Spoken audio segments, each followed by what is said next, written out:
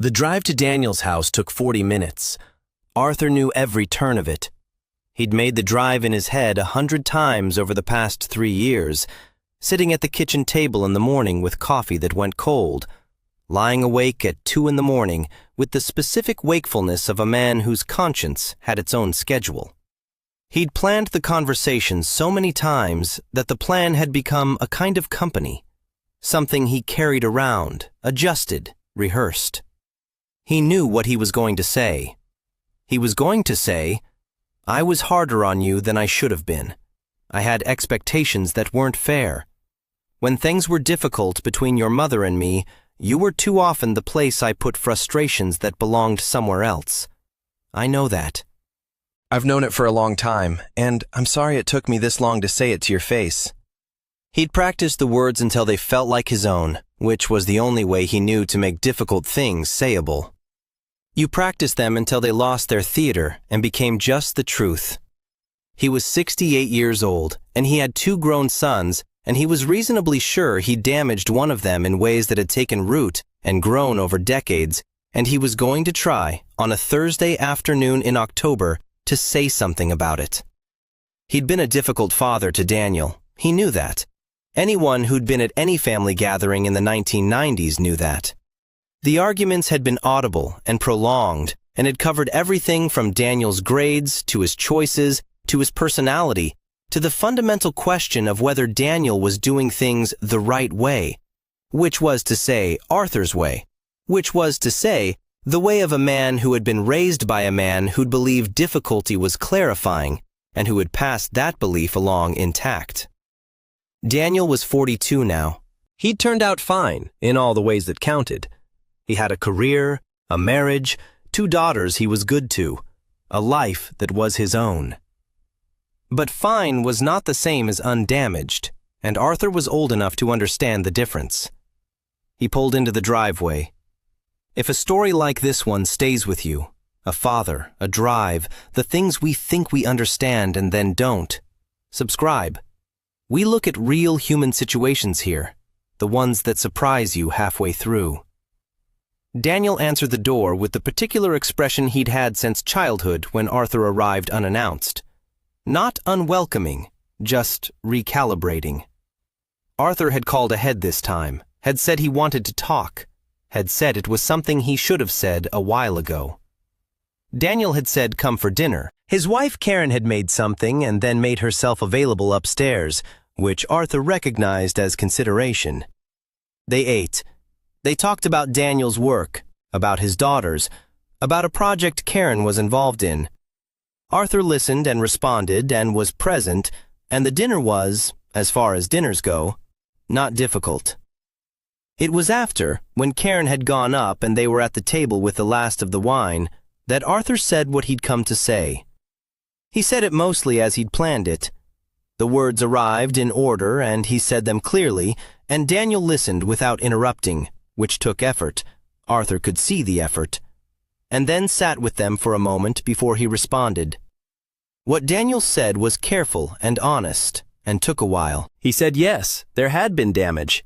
He said some of it had taken him years to understand as damage rather than just the way things were. He said he wasn't angry anymore. Hadn't been for a long time.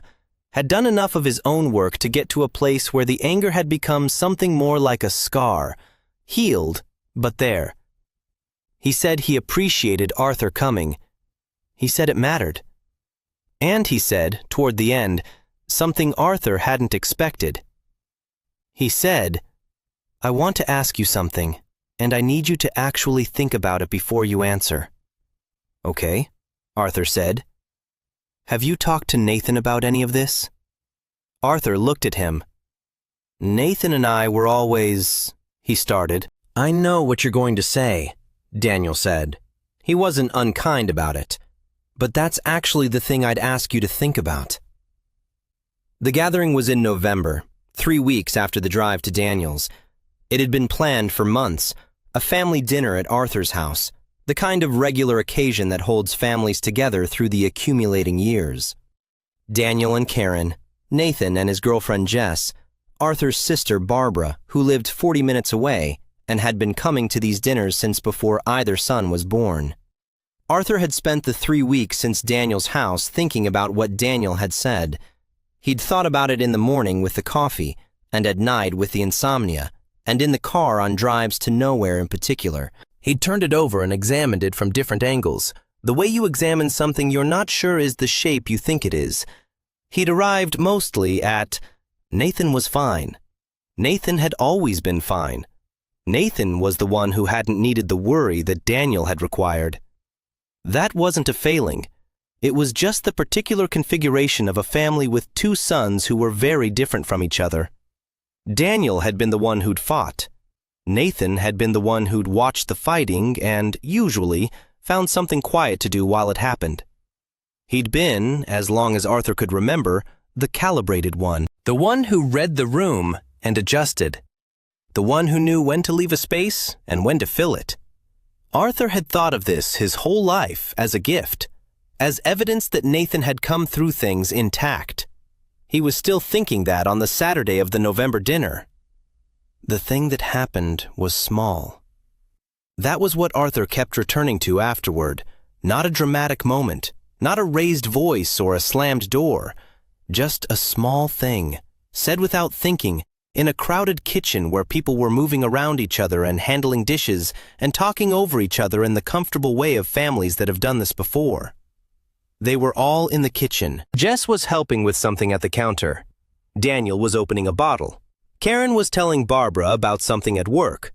Arthur was at the stove, monitoring the thing on the back burner, and Nathan was beside him, closest to the door.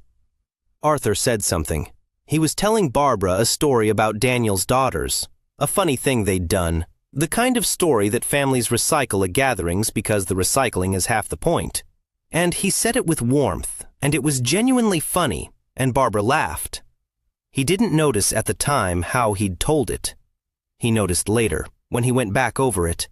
He'd told it as a Daniel story. He'd framed it around Daniel's family, Daniel's girls, the thing Daniel's eldest had said. He'd told it as though Nathan weren't standing right beside him. Not maliciously, not even consciously. He'd just told it the way he always told family stories, which was with Daniel as the child the family's warmth organized around. Nathan said, "I'm going to get some air."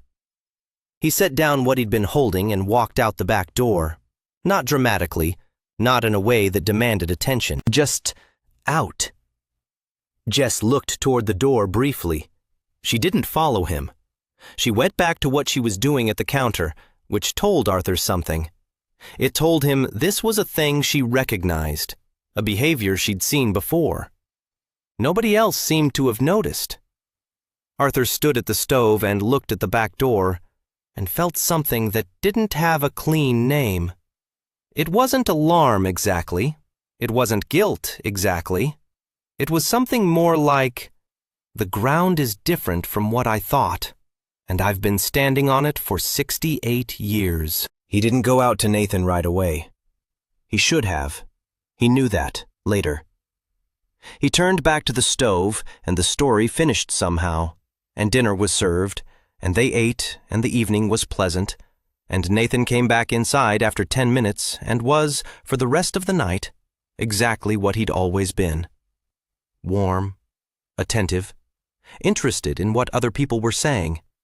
The person at the table who asked the follow-up question when someone said something worth following up on. The person who made sure everyone had wine before he refilled his own. Arthur watched him across the table. He'd watched Nathan at family gatherings his whole life and had seen, easy, comfortable, the uncomplicated one.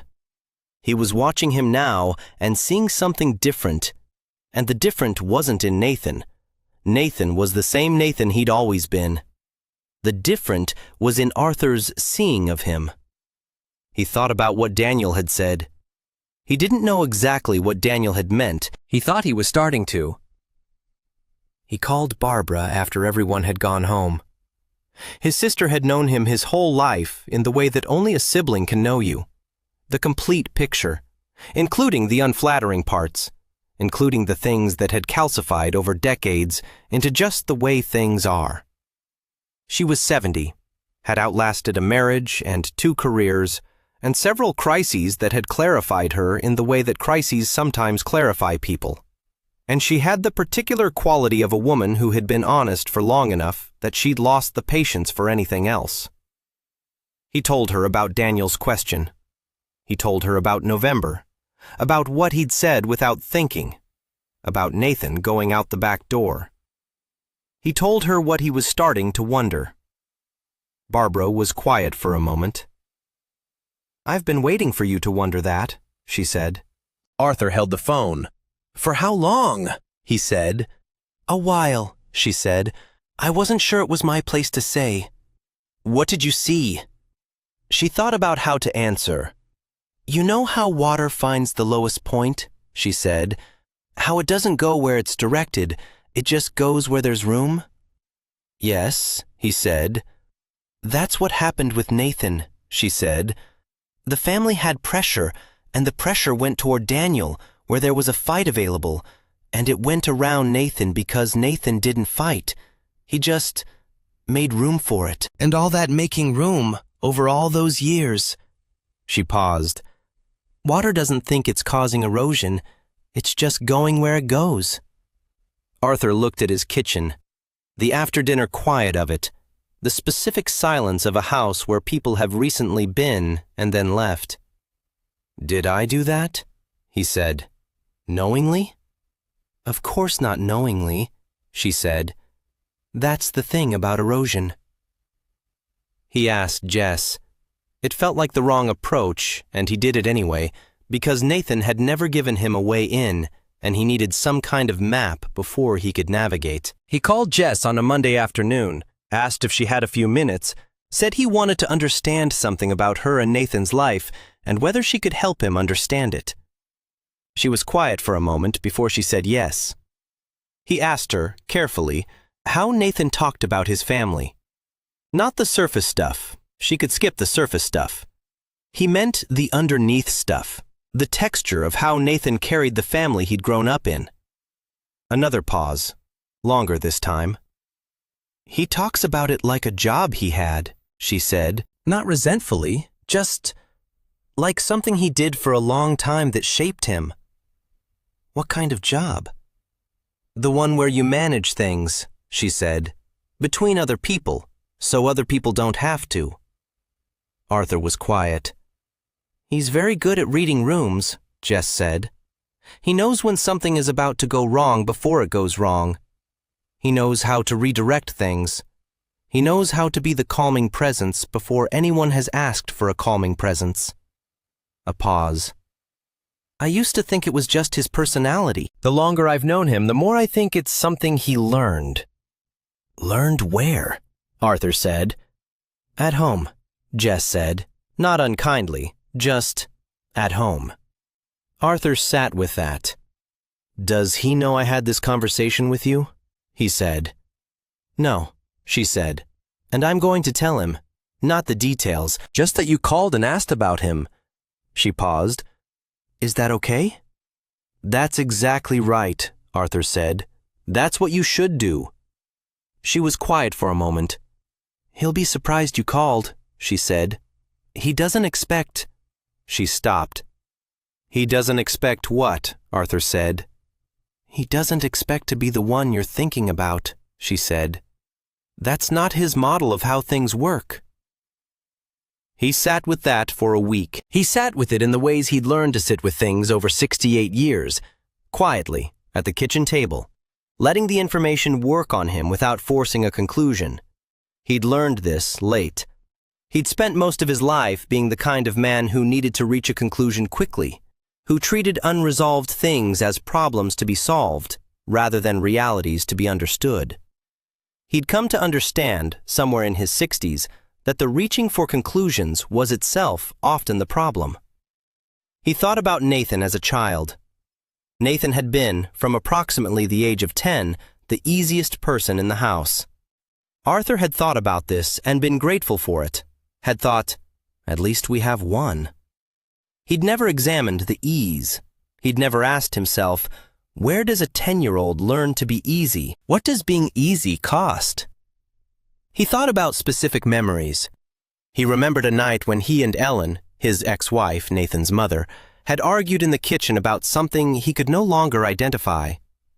The argument had been loud and had gone on, and Daniel, who'd been 14 or so, had come downstairs and tried to insert himself, and made things worse by inserting himself, and the argument had found a new surface in Daniel, and the evening had ended badly.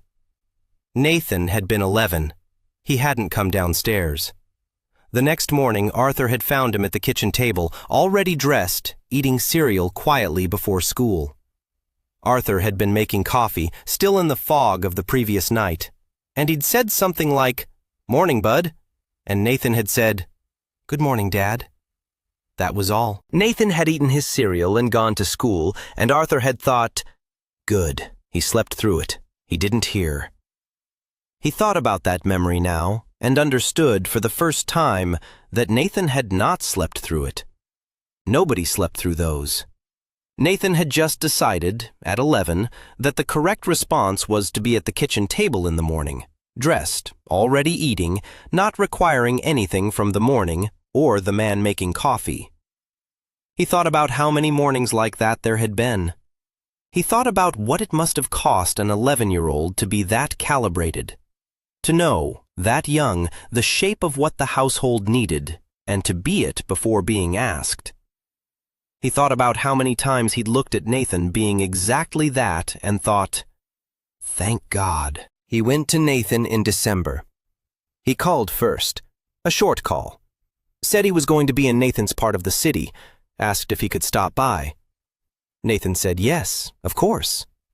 He and Jess had a house they'd bought 2 years ago, a good house in a neighborhood that still had trees. Arthur had been there 3 times. Nathan answered the door. He looked at Arthur and did the thing Arthur had watched him do his whole life. The quick read of the situation, the small recalibration, the resetting to whatever was needed. He looked at his father's face and something moved through his expression and then settled. "Come in," he said. "Jess is out. I'll make coffee." They sat in the kitchen. Nathan made coffee with the efficiency of someone who'd made coffee for other people many times and knew how to do it in a way that gave the other person time to settle. He set the mug in front of Arthur and sat down across from him and waited. Arthur had the prepared version. He'd been working on it for 2 weeks. He looked at his son and said, "I want to talk about something, and I need you to let me finish before you say anything." Nathan looked at him. "Okay." "I've been thinking about what kind of father I was," Arthur said. "I know I was hard on Daniel. I've known that for a long time. I went to him in October and said so, as directly as I could." He paused. "And he said something to me. He asked if I'd talk to you." Nathan was still. "I didn't understand what he meant at first," Arthur said. "I thought I did. I thought Nathan and I were always fine." Nathan was the easy one. "I thought Daniel was asking me to make sure I spread the conversation around, or something like that." He paused. "I've spent the last few weeks realizing I was wrong about what he meant." Nathan picked up his coffee. "Dad," he said. "Let me finish," Arthur said. Nathan closed his mouth and looked at the table. "You were easy to raise," Arthur said. "I said that to myself, and I meant it as a compliment. I meant it as, look at this kid. He came through okay. He's steady. He doesn't need the things Daniel needs." He stopped. "I don't think I ever asked whether it was a compliment or a burden to be the one who didn't need anything." Nathan said nothing. "I think you needed things," Arthur said. "I think you needed all the things a kid needs, and I think you got very good at not showing that, and I think you got good at it in our house, where there was always something louder happening that needed attention, and the quiet thing could wait." He paused. "I think you waited a lot, and I think I let you." The kitchen was quiet. Outside, a car passed. The refrigerator made the sound refrigerators make. Nathan still wasn't looking at him. "And I think," Arthur said, "that being the one who held things together, who stayed calm, Who made it easier for everyone else to fall apart by being the one thing that didn't.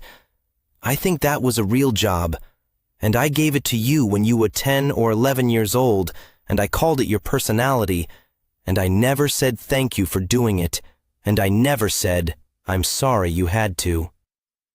Nathan put his coffee mug down. He looked at the table. Then he looked up. He didn't cry.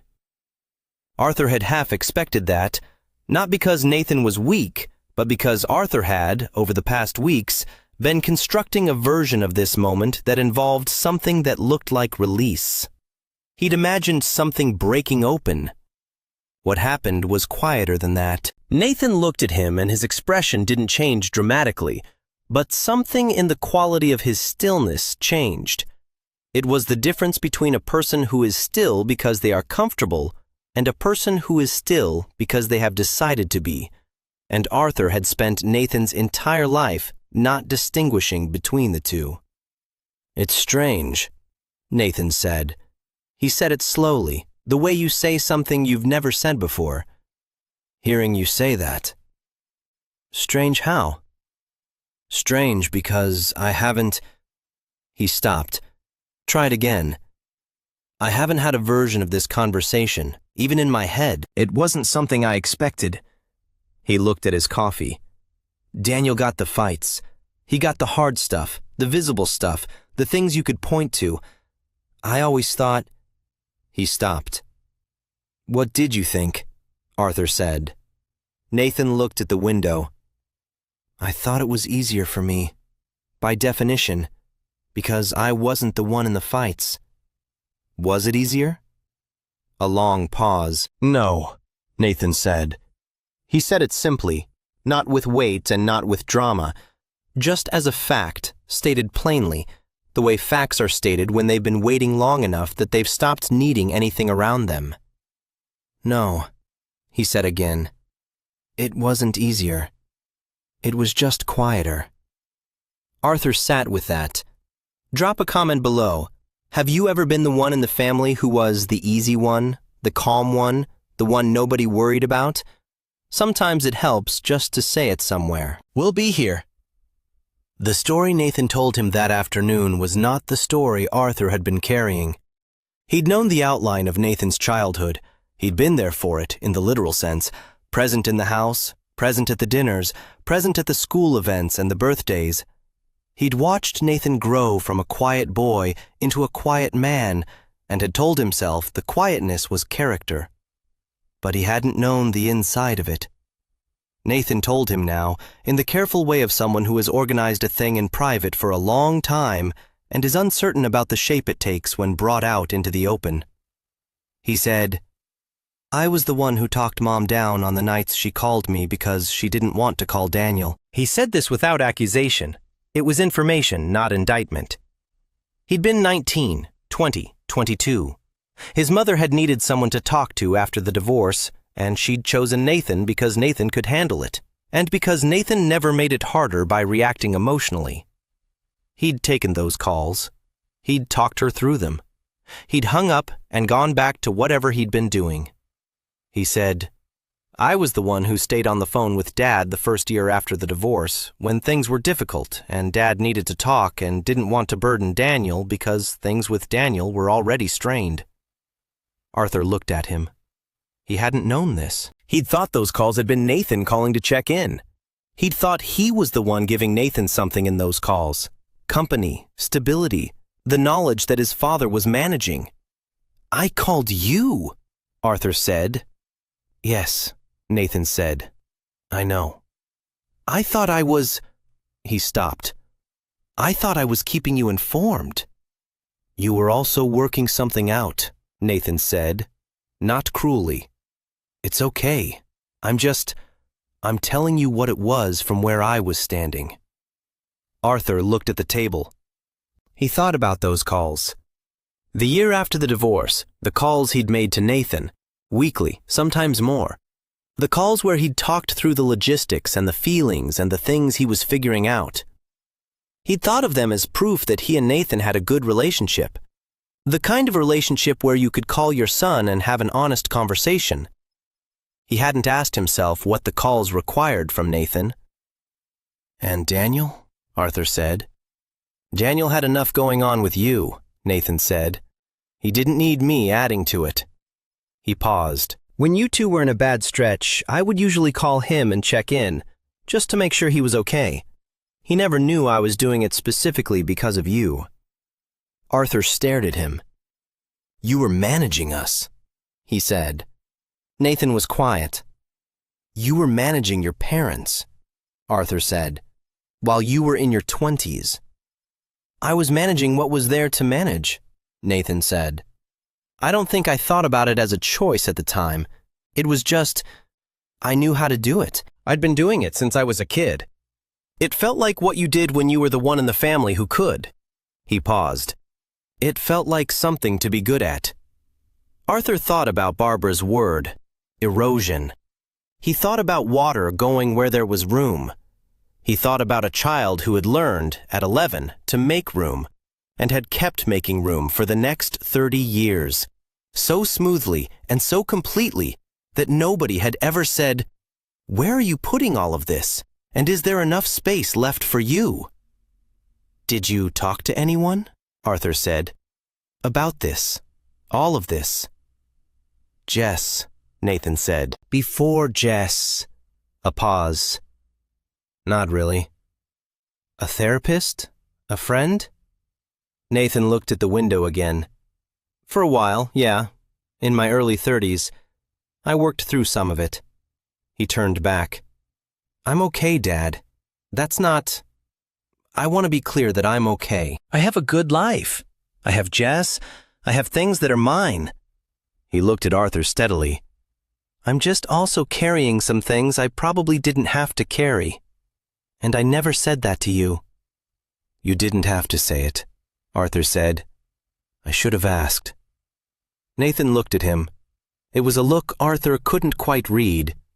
He thought, "I don't know how to read this face."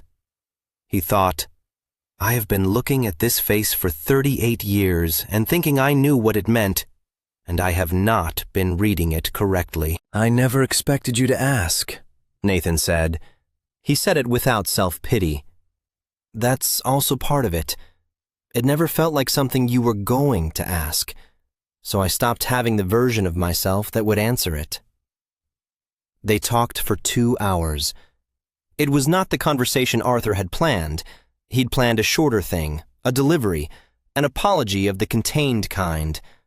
What happened was longer and harder and moved in directions he hadn't anticipated and required him to listen more than he'd expected to have to listen.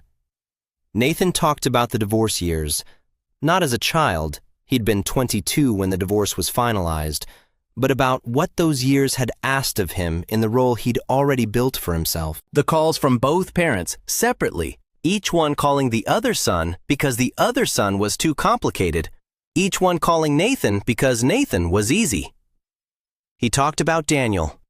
This was the part Arthur hadn't expected. Nathan had been, across all the years of the family's difficulties, the person standing slightly to the side. Arthur had thought, he's not involved. He understood now that not involved was the wrong reading. Nathan had been the most involved of anyone. He'd just been involved in the way of a person who manages things, rather than the way of a person who expresses things. And managing is invisible until you think to look for it. "I was never mad at Daniel," Nathan said. "I want to be clear about that. It wasn't his fault.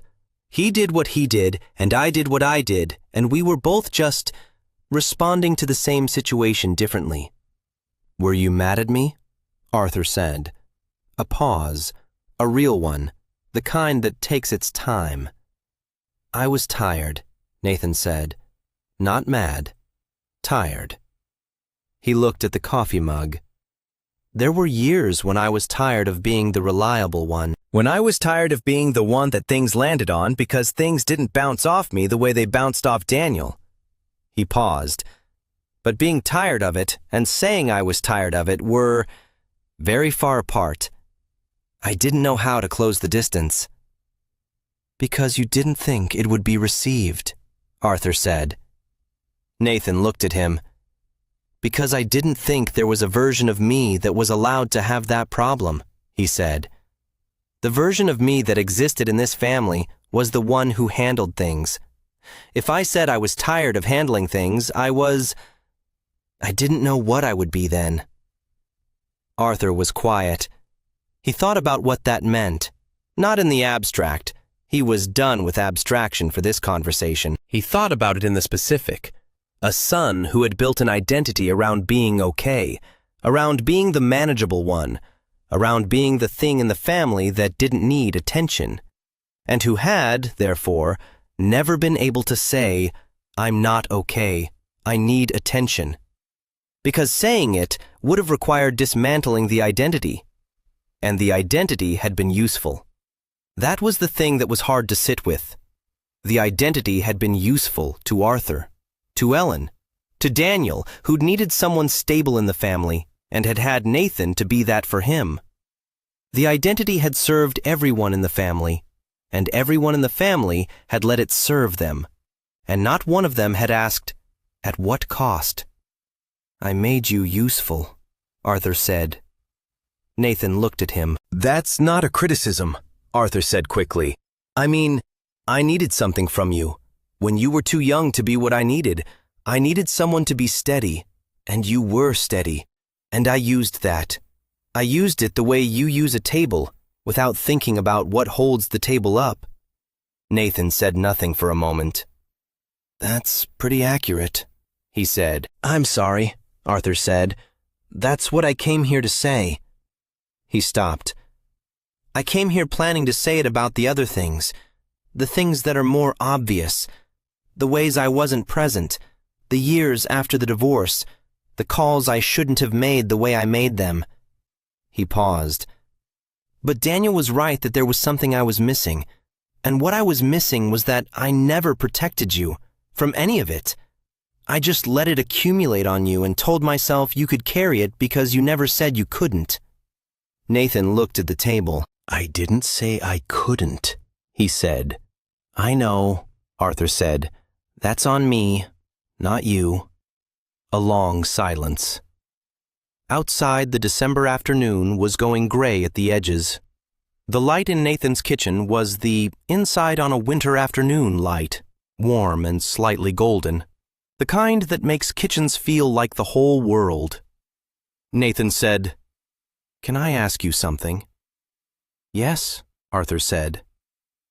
"Do you know why you saw Daniel and not me, when you were thinking about who to talk to first?" Arthur sat with the question. He thought about the answer he wanted to give and set it aside. He thought about the honest answer. "Because Daniel was louder about it," he said. "The damage was louder. I could see it. I could measure it. It had specific events attached to it that I could point to and say, 'That was wrong. I did that. It was wrong.'" He paused. "You were never loud about anything." "Nothing was loud. I looked at that and I thought, intact. I thought, it didn't reach him." "It reached me," Nathan said. "I know," Arthur said. "I know that now." "It reached me the way things reach people who don't react," Nathan said. "It went in and stayed." He was quiet for a moment. "I'm not saying this to make you feel worse. I'm saying it because you asked, and I think—" He stopped. Tried again. "I think I've been waiting a long time for someone to ask." Arthur looked at his son. 38 years old. Good man. Good partner from everything Arthur could see. Careful with people. Attentive. The kind of person who showed up in small ways that other people noticed only because he was so consistent about them. He'd made a life that was genuinely his, and somewhere in there, somewhere in the careful, attentive, reliable Nathan, was the 11-year-old who decided to be dressed and at the kitchen table before anyone else was up, who decided that being no trouble was the safest way to get through the trouble. "I'm sorry," Arthur said again. "I should have asked. I should have asked a long time ago." Nathan looked at him. Something moved in his face, subtle, the way things are subtle in a face that has spent decades being controlled. "I know you are," he said. Not, "It's fine," not, "I forgive you," not the performed version of the moment, just, "I know you are." Arthur thought that was probably the most he could reasonably expect, and more than he deserved. He drove home in the dark. December dark, the early dark of the short days. The highway was clear, and he let the miles go and didn't turn the radio on and thought about the afternoon. He thought about Daniel, about the conversation in October, about the months of preparation, about the relief of having finally said the thing he'd been carrying. He'd done that, and it had mattered, and he didn't take any of it back. But Daniel had known to ask about Nathan. Daniel, who had fought with Arthur for decades, who had been the one the family's friction moved toward. Daniel had seen what Arthur hadn't. He'd seen Nathan from inside the family, from the inside of the fighting, and he'd seen what the fighting had produced in the one who didn't fight. Arthur thought about that, about Daniel going through his own damage and seeing clearly, across the table and across the years, what was happening to his brother. Arthur hadn't seen it. He'd been too close to the thing he was looking for. He thought about what Barbara had said. Erosion. Water going where there's room. He thought about all the years he'd been grateful for Nathan's ease. He thought about the kitchen table, the 11-year-old, the cereal. He pulled off the highway at his exit and drove the residential streets and turned into his driveway and sat in the parked car for a few minutes with the engine off. He thought about the question Nathan had asked. "Do you know why you saw Daniel and not me?" He'd given the honest answer. Loudness, visibility, the specific accounting of damage that comes with an event list. But there was something underneath that he'd gotten to on the drive and hadn't said because he hadn't known it yet when they were talking. He'd seen Daniel because Daniel had made himself visible. Had been, his whole life, impossible not to see. Had taken up space and made noise and demanded a response even when the response was the wrong one. He hadn't seen Nathan because Nathan had spent his life making himself easy to overlook. Not because Nathan wanted to be overlooked, because overlooking was safer than the alternative. And he'd learned that in Arthur's house, and Arthur had taught it to him without knowing he was teaching. He went inside. The house was quiet in the way his house was quiet now. The specific quiet of a man who lived alone in a house built for more people than were currently in it. He made tea. He stood at the kitchen window and looked at the backyard, which was dark and bare in the December way, the trees stripped down to their structure. He thought about Nathan's face when he'd said, "I know you are." Not forgiveness, not the closing of something, just acknowledgement. "I know you are. I hear you. This has landed." The face of a man who had been waiting, without knowing he was waiting, to be specifically seen. Arthur had seen him. For the first time in 38 years, maybe, he'd seen him specifically. Not as the easy one, not as the manageable one, not as the thing that didn't need attention. As the person who had been carrying the invisible freight of a family's discomfort for 3 decades. He hadn't undone anything. That wasn't available.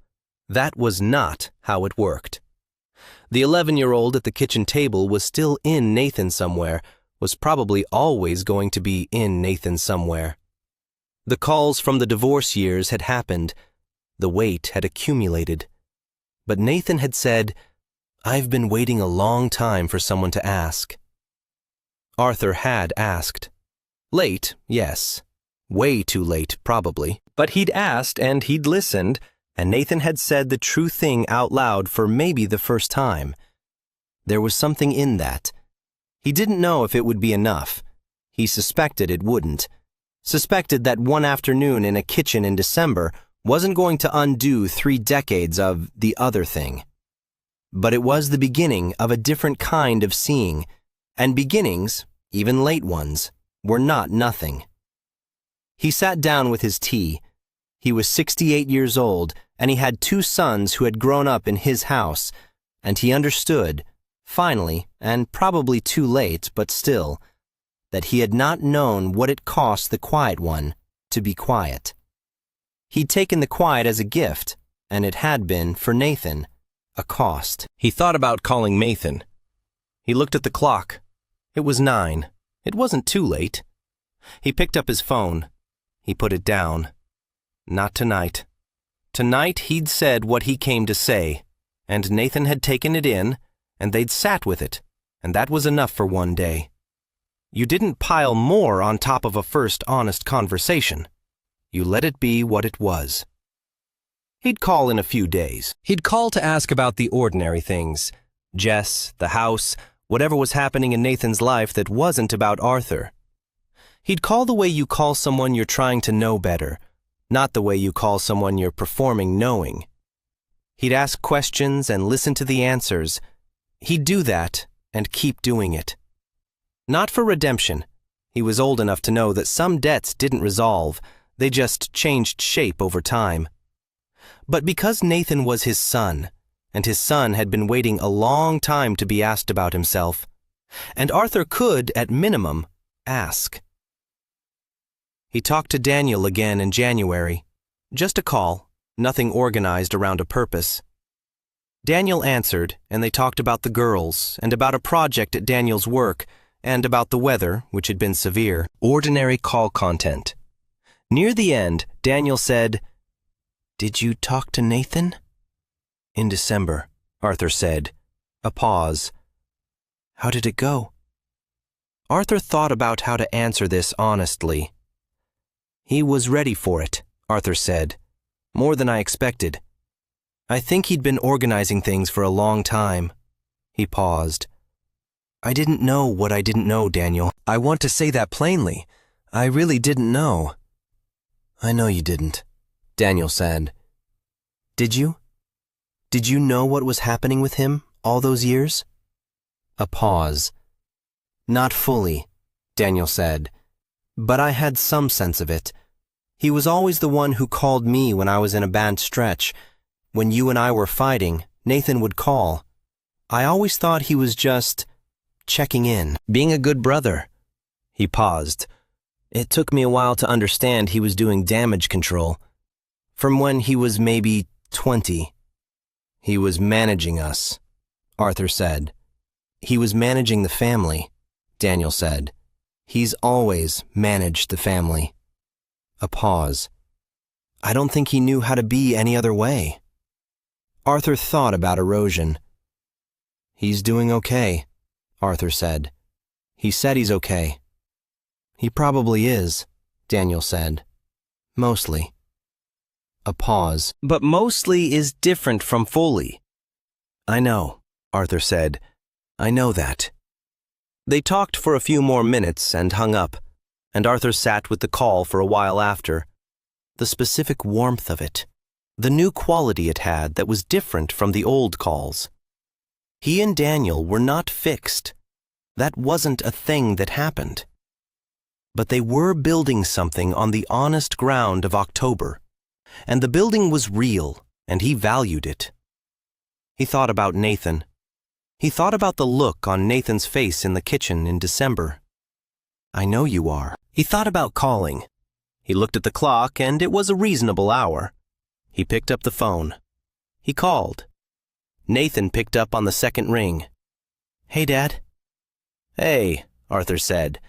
"I just wanted to check in, nothing specific." He paused. "How are you doing?" "Actually." A brief silence on Nathan's end. The kind of silence that doesn't indicate a problem, but rather the specific recalibration of a person who isn't used to being asked that question and is deciding what to do with it. "Good," Nathan said. "Jess and I went hiking last weekend. That trail out toward the reservoir. It's pretty in winter." "I didn't know you hiked," Arthur said. "I've been doing it for a couple years," Nathan said. "You should come sometime. There's a flat trail that goes around the main loop. It's not too demanding." Arthur looked at his kitchen. The winter evening outside the window. The house that was quiet in the way of a house that had been louder once. "I'd like that," he said. And he meant it in the specific way, not the vague generality of yes sometime, but the actual way.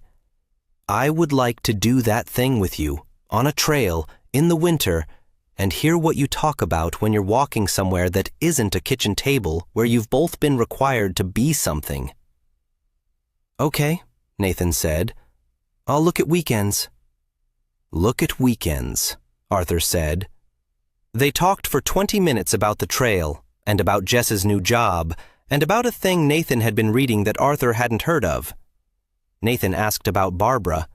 Arthur told him about Barbara's latest project, a thing she'd gotten into in retirement that was exactly as impractical as it sounded and exactly as fulfilling. Nathan laughed at that. A real laugh, short and warm. Arthur held the phone and listened to his son laugh and thought, there it is. There is the person who has been there the whole time, waiting to be asked what he thought about things. Okay, Nathan said eventually. I'll text you about the hike. Good, Arthur said. He hung up. He sat for a moment in the kitchen with the winter dark and the quiet house and the ordinary aftermath of an ordinary phone call that was not actually ordinary at all. He'd asked. Nathan had answered. That was where they were. Not at the end of anything. Not at some clean resolution where the past was accounted for and settled. Just two people who had started to talk differently, who had started from a different place, a place that was harder to get to, but more solid underfoot. There was a hike in the future, on a trail Nathan had been using for 2 years that Arthur hadn't known about. There were 20 minutes of conversation about a book and a job and a trail and Barbara's impractical retirement project. There were, for the first time, questions asked and answers given without the old arrangements in place. It wasn't enough. Arthur knew that, but it was something. And something, in December and January, at 68 years old, in a quiet house in a winter that wasn't getting any shorter, something was not nothing. Something was the beginning of the only thing left that was available. To see Nathan clearly, to keep asking, and to listen to what came back. If this story reached you, if you recognized yourself in Nathan or in Arthur, or in the particular way families can love each other imperfectly for decades, leave a word in the comments. You don't have to explain it. Sometimes the most honest thing you can do is just put it somewhere. We'll be here.